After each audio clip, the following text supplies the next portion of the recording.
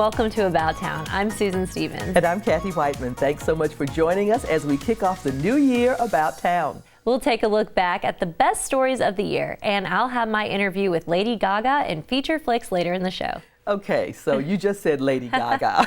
I know. That's got to be a career highlight. It is. It really is. She has been in my top bucket list celebrities forever. So the fact that I got to speak with her has been huge. It's definitely been a huge highlight for the year for me, including a couple of other celebrities I got to speak to via Zoom, and also the stories I've got to cover at Irving Convention Center. It's been a good year since 2020. Yeah, and having things sort of unfold for us and people being able to get back into audiences and community events has been wonderful. Yeah. I think I've loved some of the dance concerts that I've seen this year, and I have absolutely loved the stuff that's gone on at the museum. So lots of highlights from 2021. Yes. So we're glad that you joined us because you're going to see several of those stories over the next two shows. As always, we'd love to hear your feedback. Tell us about events going on around the community, people we should profile, or stories you'd like to see on the show. You can email us at ictn@cityofirving.org or connect with us on social media. So please subscribe to our YouTube channel, like us on Facebook, and follow us on Twitter. We'd love to hear from you. We'll kick off this look back at the Irving Archives and Museum, which was set to open in 2020. Well, you know the drill well, but the pandemic didn't prevent them from seeing their vision through. It just slowed them down a little bit. We visited the Irving story in early 2021 for a preview of the museum and a walk through Irving's past. They came in wagons to build a railroad that launched a town that became an international city. As we think about Irving's evolution from, farm town to suburban, to about 1970-75, things really start to change. Those changes and the men and women who set them in motion are all a part of the Irving story at the Irving Archives and Museum. The immersive exhibit combines archival photographs, donated artifacts, interactive displays, and years of research. They all combine to bring the story of Irving's origins and more than a century of growth into focus. We've really tried to structure the exhibit that we can accommodate everyone. So if you just want to do a quick walkthrough, look at the pictures, listen to a couple things, read kind of the big text on the wall, you'll get the Irving story. You'll kind of get the big picture of what Irving is about. But visitors who want a deep dive will find a wealth of information, and those who enjoy a hands-on experience will find that too. So this one you can see the Four Seasons, that big blocky building. That one's the Four Seasons? Yeah. Okay, got it. We have a flight experience that you can take in the cockpit. It helps us highlight the fact of how important Irving is and DFW, how those two stories are so intertwined. The museum is the culmination of years of planning. 40 plus years in the making. And the community support that fueled the museum's creation is evident throughout the exhibit. We really sought out community input throughout the whole process, but the pandemic kind of handed us a bit of a blessing. The blessing, including community members as voices in the media presentations. And so we reached out, and the community response was amazing. No one said no. And they turned into amazing voice actors. And I think it just adds another layer of this being a museum about the community and for the community. Throughout the month of April, another community group is making reservations at the museum even easier. The Friends of the Irving Museums has raised funds, and so the fee that we've been charging for that reservation time, if you enter in our reservation system online, a coupon code FRIENDS21, and it's online, so you can see it, they will cover your admission costs. Another perk, courtesy of COVID precautions, exclusive access to all the exhibits with your family or close friends. What you can do is you can make a reservation at the museum. You'll be the only group here during that time. You get 2 hours. You can experience the Spark Lab, you can experience the permanent exhibit, our temporary exhibits. and you have the museum to yourself. In learning more about Irving's history, visitors are invited to consider the roles they too can play in shaping our community. I think what's important, even if maybe you don't have connections with kind of old Irving or the older families or people that have been here a long time, is seeing how they planned and decisions they made a positive impact on the community. You know, we can all do that.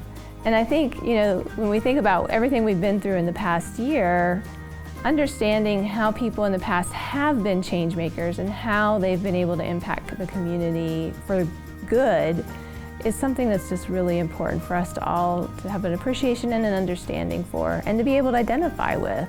This is Kathy Whiteman reporting.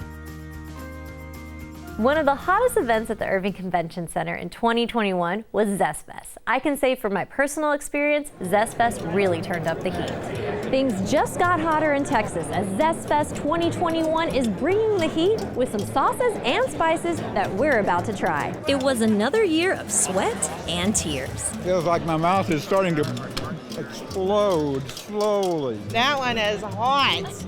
Oh my God. That's the mild? That will kick you in the teeth. As Zest Fest returned to the Irving Convention Center and supplied an assortment of hot sauces. So we've got 8 hot sauces and 3 barbecue sauces and a brand new rub. We use smoked and roasted peppers in all of our recipes, so a little unique flavor profile. So we've got everything from mild to crazy hot and everything in between. We've got our Fiesta Caliente, our spicy taco sauce, that won 2 awards. It's really good, though. It's really good. I like that. It tastes just like a taco. We're from Minneapolis, Minnesota. My parents started this 42 years ago. We have jams, salsa, barbecue sauces, dipping sauces, mustards, hot sauces. We've been coming down to Zest Fest for the last 13 years. Our new one this year is our bacon jam. Amazing, not spicy at all, but goes great on toast. I like that. It's not like killing me, so it's good. Attendees gathered around the vendor that was the big winner at Zest Fest 2021, Chile Lengua de Fuego. Today we have 14 different types of flavors. It's our second year coming to the Zest Fest. We grow our own peppers in Honduras, so we generate employment in rural Honduras. And now, thank God, we left our house and we have our own plant. They won multiple awards, including Best Hot Sauce and the grand prize, Best of the Best. And this is the grand prize, which is a discus. And I'm having it actually branded, so I'm not sending it to Honduras yet. And what sauce earned Carlos Castillo the coveted Discada Dis? Our sauce, our big winner, is called Huela Gran Put.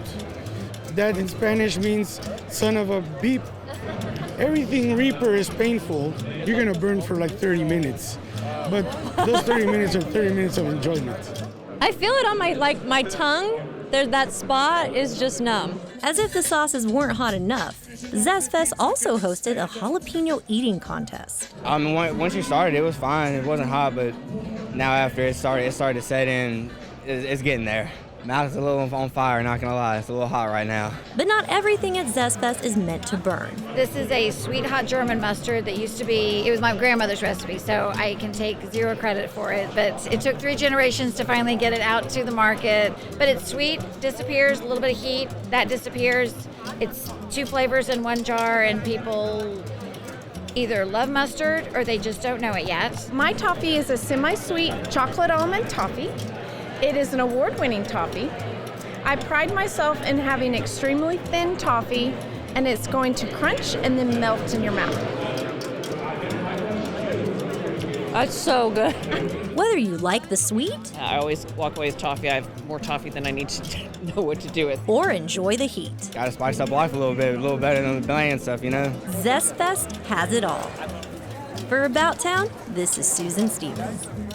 A new event at the Convention Center brought wrestlers into the spotlight, but surprise, these wrestlers were all kids. Here's a look at SWE Fury Kids Camp.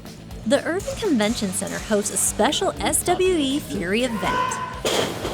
While the adults are slamming bodies in here, on the other side of the wall, kids are gaining a once-in-a-lifetime pro wrestling experience at the SWE Fury Kids Camp. So they get fired up. They make posters. They learn about all the wrestlers in the federation, which I love, because unlike some federations where they already bring in names, we have the platform with this kids camp to start building our own wrestlers, and we're really looking forward to doing that.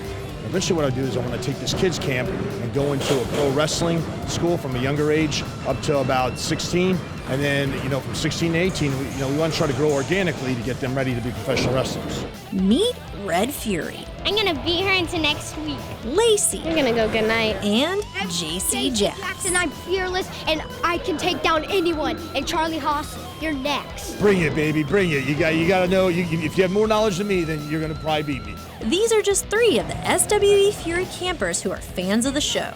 I watch it a lot. I've watched a bunch of wrestling stuff. SWE, Furies 1, WWE. But yeah, I just grew up watching it and I like it.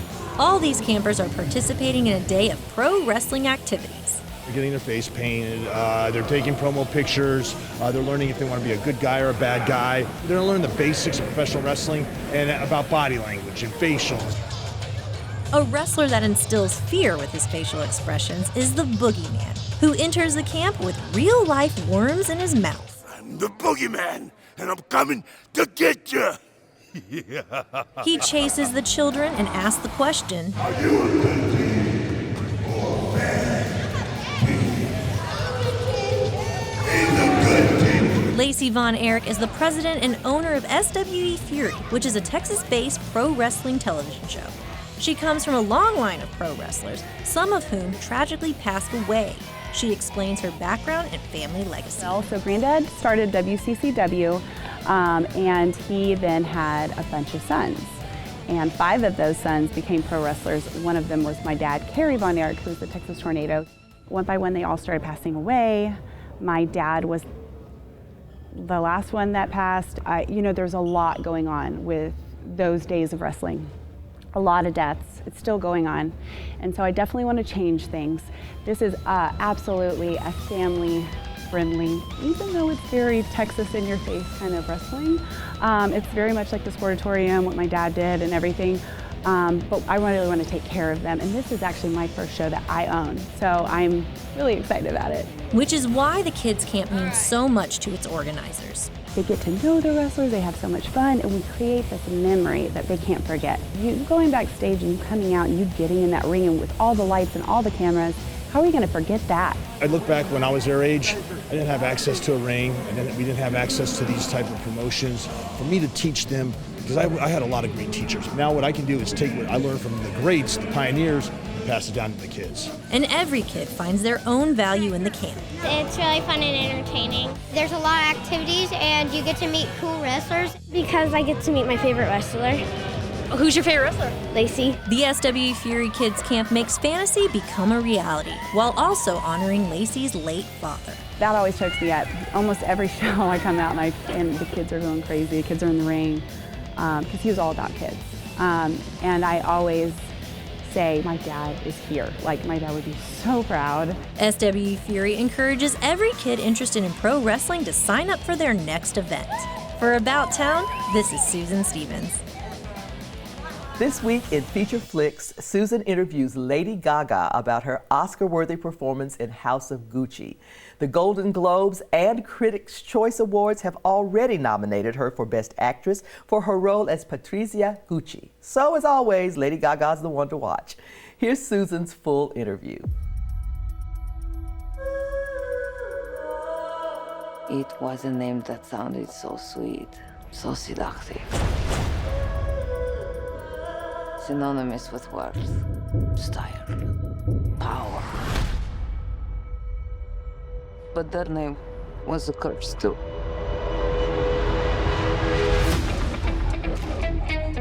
I've been a Gucci all my life. Your name is in the history books.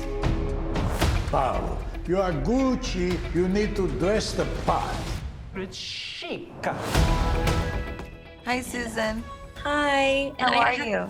I'm good. How are you? I'm good, thank you. It's nice to talk to you. Oh, it's honestly, it's a huge honor to speak with you. I have to say I've been a fan of yours for so long, and I just think you're such a talented artist, and everything you stand for is just very inspirational. So thank you. Thank you very much. Thank you very much. Well, obviously, you do such a fantastic job in this film. The way you play Patricia is incredible. And I know that you worked really hard to prepare for this role. And I know you've mentioned in other interviews how you wanted to portray her as a real woman and show the truth. And you absolutely did. I was wondering if they were to make a film about you, what's a time in your life you'd hope they'd portray? And also, what's the most important thing about you you'd hope they'd capture? You know, I don't know that I could pick one thing in my life, but I would say that my love for the LGBTQ plus community is something that, from my perspective, I think is the most beautiful, radical love that I've ever witnessed in my life. Just a freedom, a joy amidst so much intolerance, and fighting so hard to be seen and heard as human beings. I would say I think a movie about, from my point of view, what it was like to watch that community grow. That could be interesting. I think so. I think that's one of those things, just the fact that you stand for kindness in general, but I love that. Well, I know you've mentioned that fans are already quoting House of Gucci to you, and I imagine that's very flattering, but with so many beautiful lyrics from your songs, I was wondering, what's the most meaningful lyric from one of your songs that's been quoted to you? I think probably Born This Way. Yeah. Yeah. Anytime somebody quotes Born This Way, I feel really, really touched. Somebody today told me that they danced to Born This Way with their husband at their wedding, and it makes me feel choked up almost every time. There's a scene in the film where Patricia gives Mauricio a thoughtful Christmas gift, and he gives her a Bloomingdale's gift card, which she doesn't even shop at. And it's very heartbreaking because you can see that the effort's not there anymore on his end.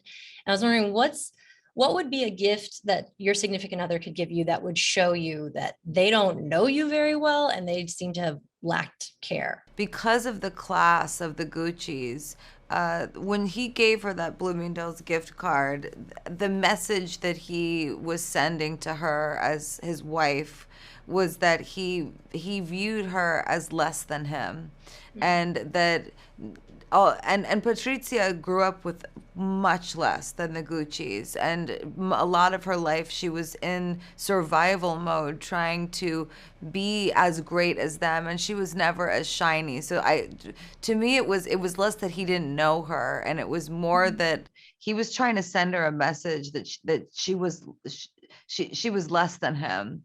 But for someone giving me something that I would say that they don't know me is, I got to be honest,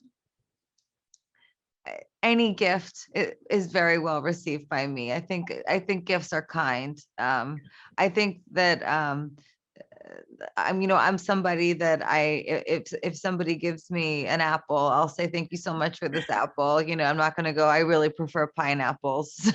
So I think gifts are kind, and I think I would be happy with any, as long as it wasn't an unkind gift, meaning like something that hurt other people.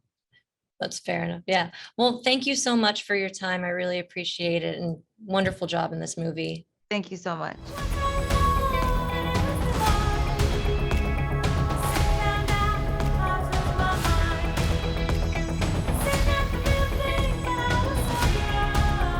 Gucci needs new blood. It's time to take out the trash. They're my family. So am I. You picked a real firecracker. She's a handful. Bravo.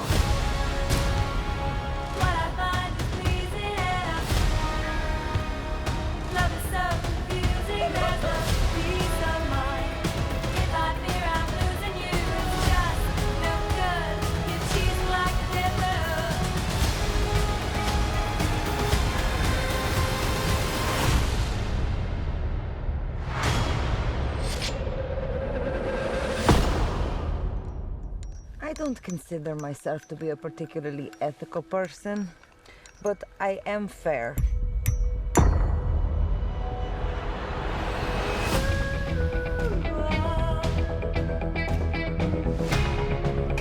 the secret?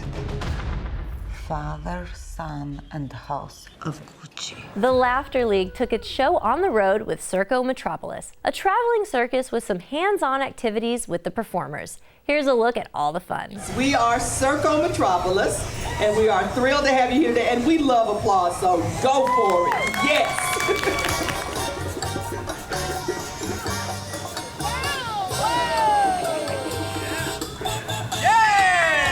We're bringing live entertainment back.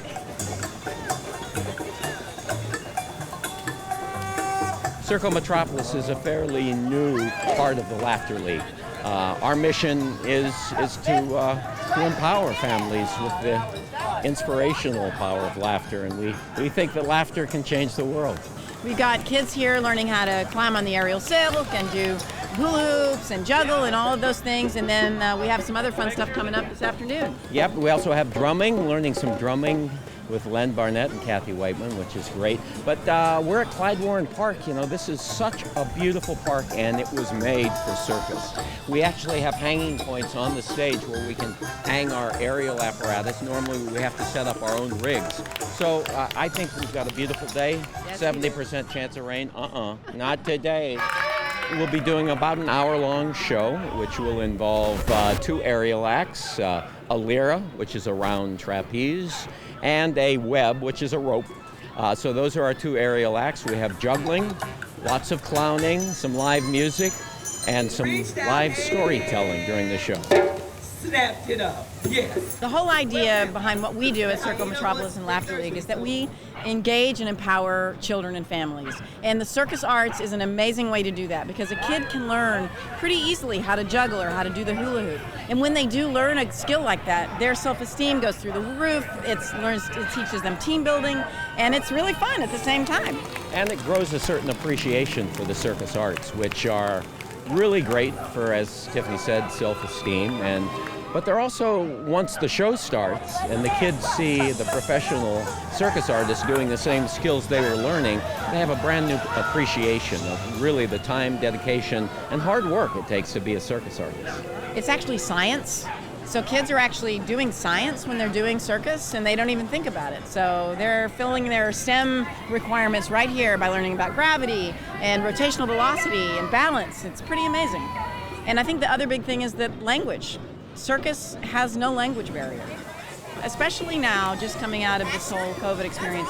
That moment when you step out on the stage and you feel that the audience is with you and there is a shared experience among humans, and we're all in this together. That's going to happen just this one time.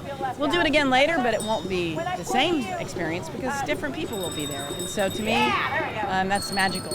And we're going to look out and see little boys, little girls who are going to look up and say, wow, I didn't know people did that. And they're going to be curious, and they're going to want to learn more. And that if we can inspire kids to want to learn anything, we're doing a good job.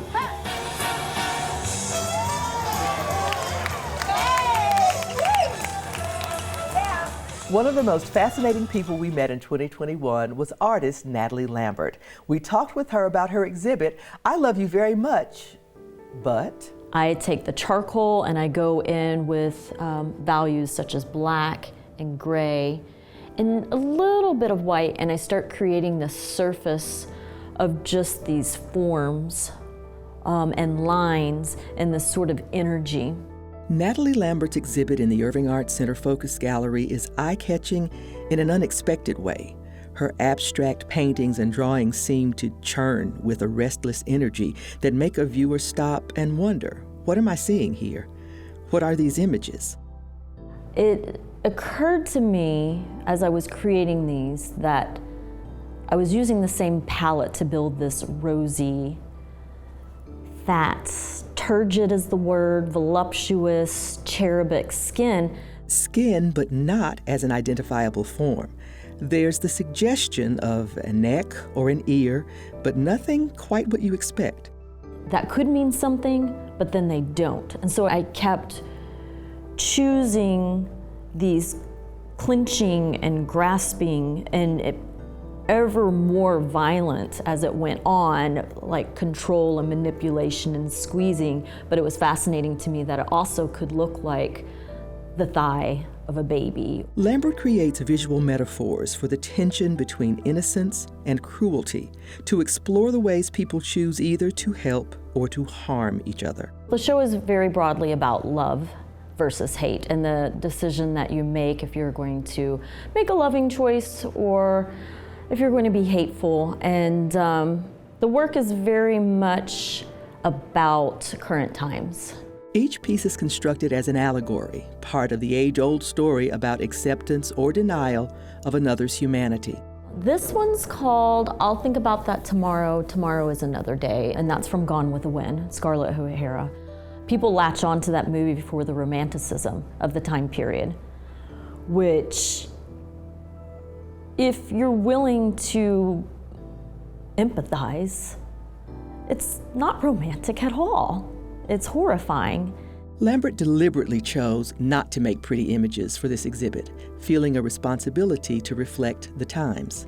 I think about that. I'm like, okay, well, I could change the work, but will I be satisfied with that? Probably not, because we're in a time period that art also can help people and shed light on things.